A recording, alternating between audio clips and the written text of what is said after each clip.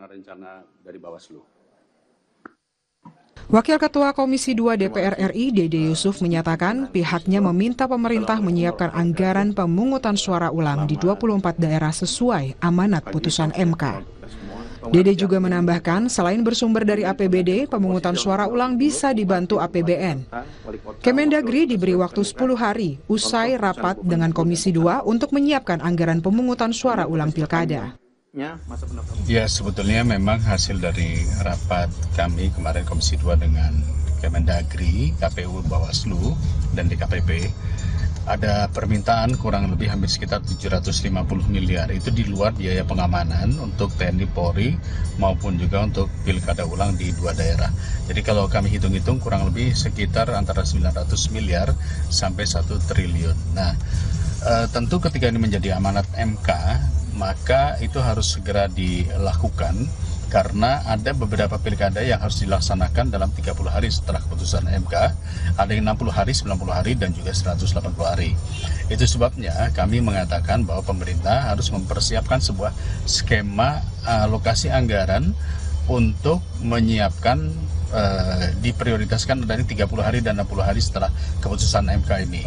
Nah, silahkan itu kami beri waktu kesempatan 10 hari sejak kemarin kita rapat. Jadi kalau jatuhnya hari Jumat, insya Allah hari Senin depan kita akan rapat kembali dengan pemerintah, dengan Kemdagri. Berdasarkan Undang-Undang Nomor 10 Tahun 2016 tentang pemilihan gubernur, bupati, dan wali kota atau pilkada, sumber pembiayaan pilkada berasal dari APBD setiap daerah, baik provinsi maupun kabupaten kota. Namun, disebutkan juga jika dana yang dimiliki terbatas, pemerintah pusat dapat membantu melalui APBD provinsi maupun APBN. Dari 24 daerah yang harus menggelar PSU, setidaknya ada 8 pemerintah daerah yang menyatakan mampu membiayai PSU, sementara 16 lainnya tidak sanggup. 8 pemerintah daerah yang menyatakan mampu juga hanya bisa menutup 30% pembiayaan. 16 pemerintah daerah tersebut setidaknya membutuhkan dana tambahan yang bisa berasal dari APBD provinsi maupun APBN. KPU RI mengundang KPU daerah untuk membahas persiapan pemungutan suara ulang pada Senin siang.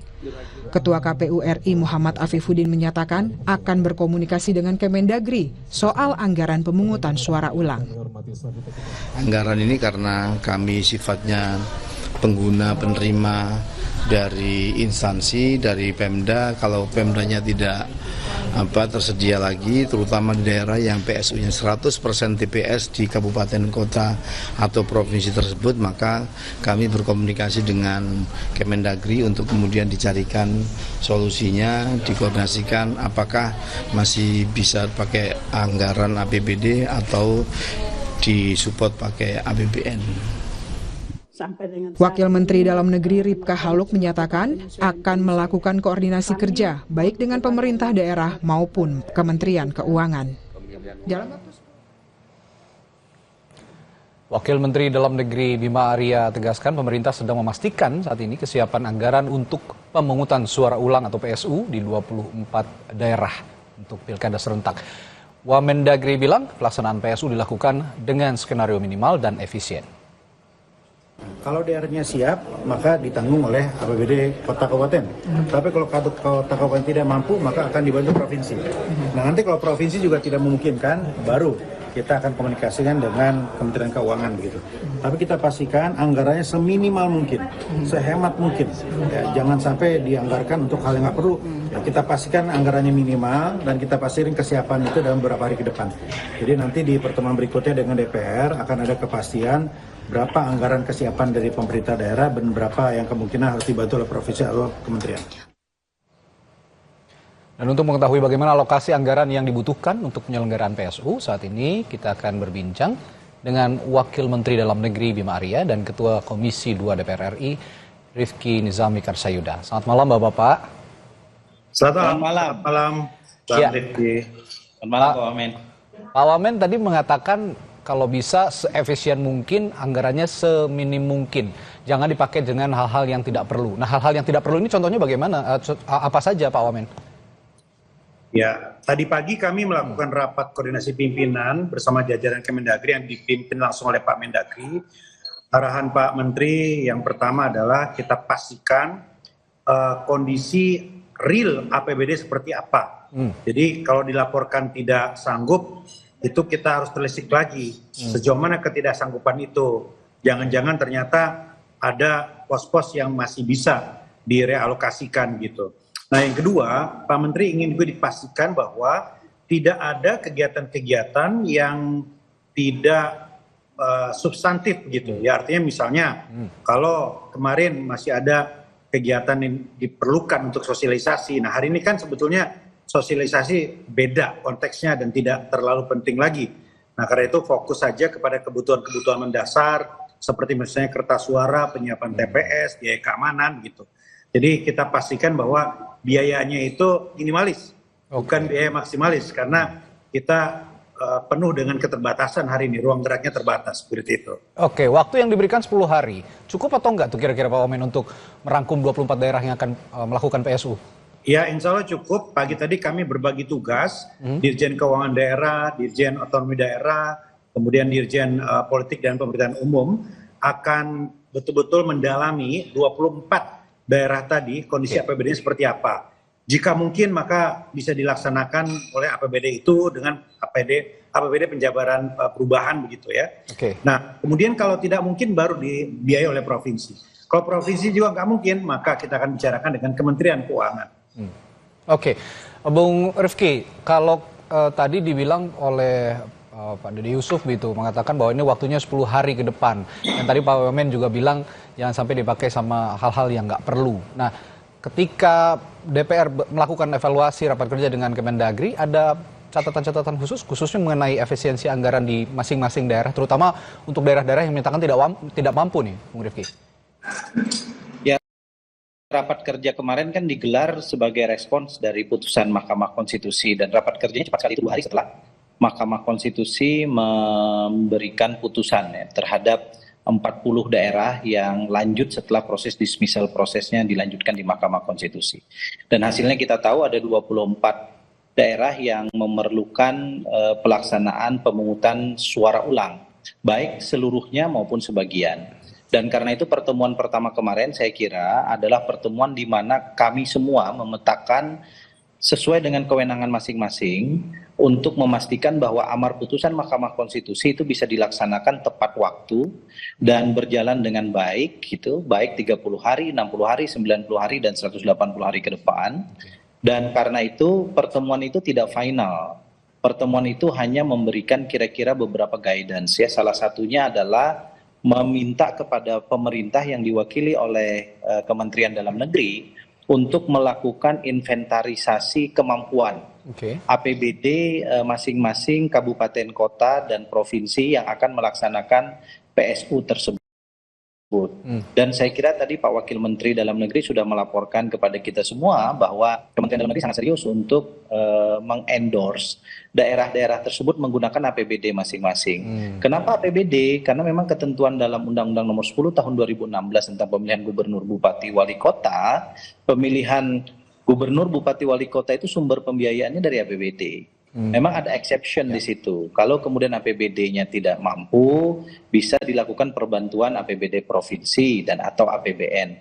Tetapi exception ini kan akan kita pakai sebagai sebuah senjata pamungkas ya, senjata akhir kira-kira gitu. Nah karena itu 10 hari waktu yang diberikan oleh Komisi 2 itu saya kira mudah-mudahan dalam 5-7 hari ke depan, 5-7 hari maksimal tanggal 7, tanggal 8 yang akan datang, Kementerian Dalam Negeri itu sudah memiliki gambaran yang utuh.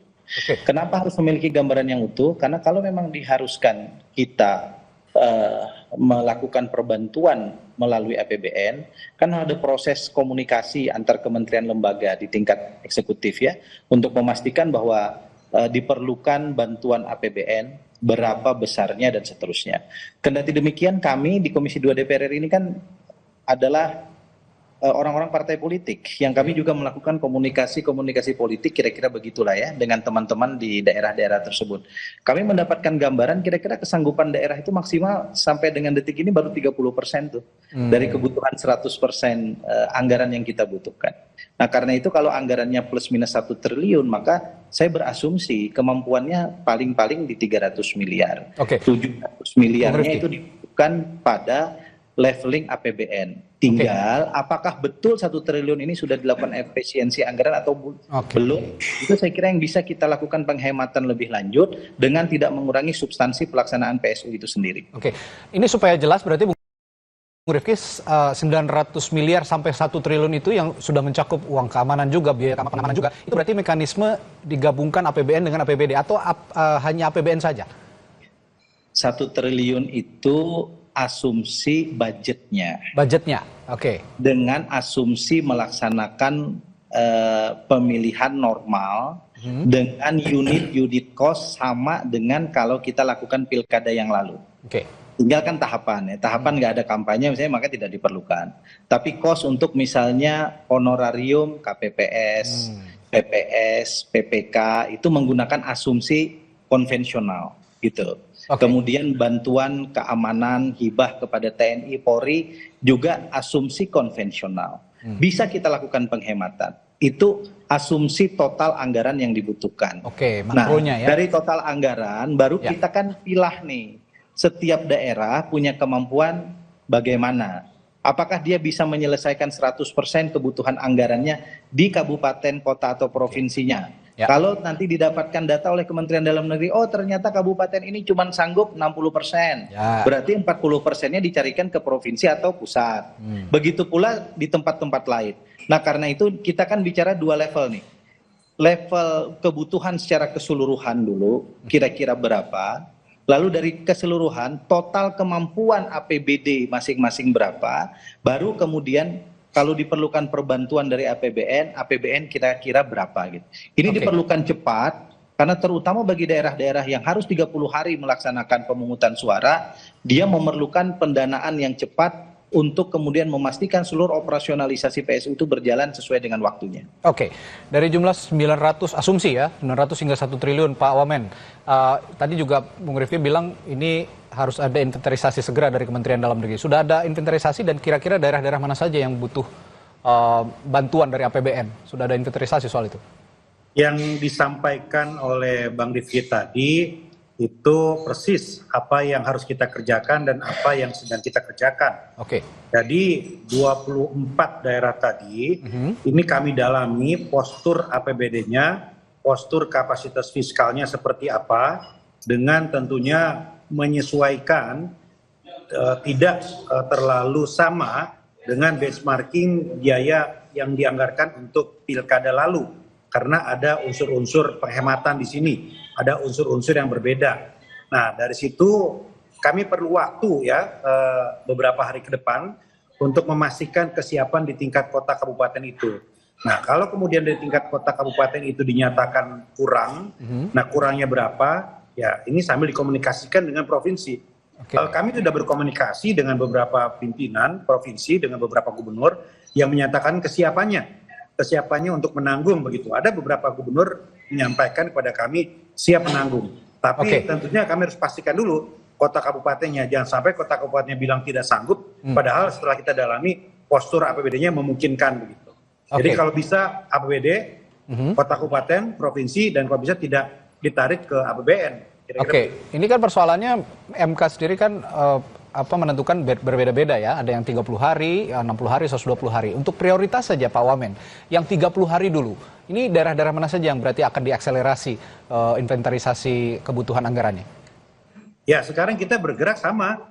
Ya, artinya semua daerah ini ya, baik yang PSU keseluruhan ataupun sebagian, ini kita cek APBD-nya. Ya, dan dalam beberapa hari ke depan ini yang kami fokuskan. Rata-rata berapa besar kalau kita bicara rata-rata gitu, anggaran yang dibutuhkan untuk PSU ya, di bisa. setiap itu bisa. Berbeda-beda, benar-benar fluktuatif. Ya berbeda-beda. Ada yang butuhnya sampai di atas 30 miliar sampai 40. Ada yang kebutuhannya itu di bawah 5 miliar, berbeda-beda. Oke, itu yang akhirnya nanti dikomunikasikan juga oleh DPR untuk segera dialokasikan. Tapi sudah koordinasi dengan Kementerian Keuangan, Pak Wamen? Ya, komunikasi berjalan, tapi kita pastikan dulu tahapan mendalami APBD dan kota, kabupaten, dan provinsi dulu, baru kemudian ke Kementerian Keuangan. Oke, Bung Rifki, langsung ke soal anggaran tadi. Kalau memang bicara soal efisiensi, misinya pemerintah kan sekarang efisiensi. Jumlah 1T itu kalau kata Bung Rifki tadi masih bisa ditekan. Untuk jumlah efisien yang ideal, kira-kira untuk penyelenggaraan PSU ini berapa kira-kira? Saya mau cerita alurnya dulu. Jadi waktu rapat kerja di Komisi 2 itu kan, kita mengundang Kementerian Dalam Negeri, dalam hal ini diwakili oleh Bu Wakil Menteri, Bu Ripka, halo. Ya. Kemudian seluruh penyelenggara pemilu, KPU, Bawaslu, dan DKPP. Hitung-hitungan angka itu kan muncul dari penyelenggara pemilu sebagai user dari pelaksanaan PSU ini. Nah, dari situ kemudian baru direspon oleh Kementerian Dalam Negeri. Kementerian Dalam Negeri bergerak cepat karena sudah melakukan komunikasi dengan para pimpinan daerah. Disitulah didapat per hari itu, 2-3 hari setelah putusan Mahkamah Konstitusi saya kira pada saat itu dapat gambaran kira-kira baru beberapa daerah yang menyatakan kesiapannya. Nah, karena itu kita berikan kesempatan sekarang.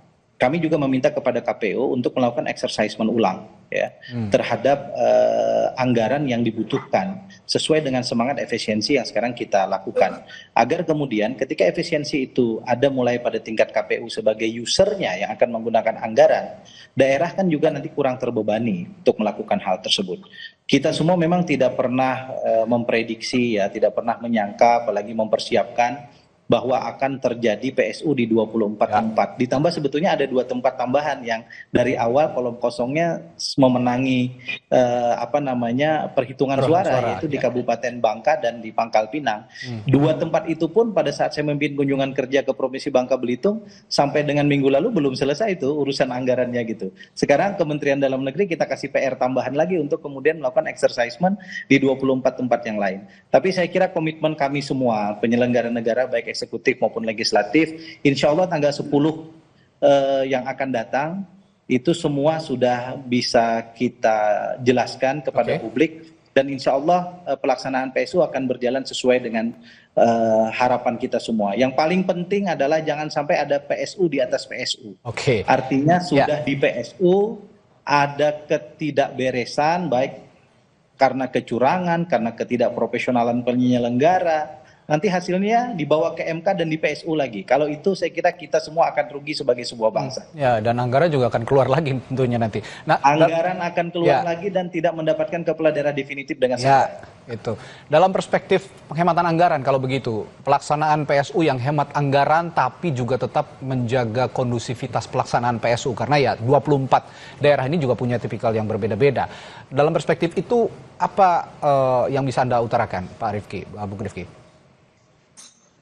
Seandainya boleh saya memberi komentar sedikit terhadap putusan-putusan Mahkamah Konstitusi, karena komentar ini kan juga tidak mengurangi apapun terhadap derajat putusan Mahkamah Konstitusi yang bersifat final and binding.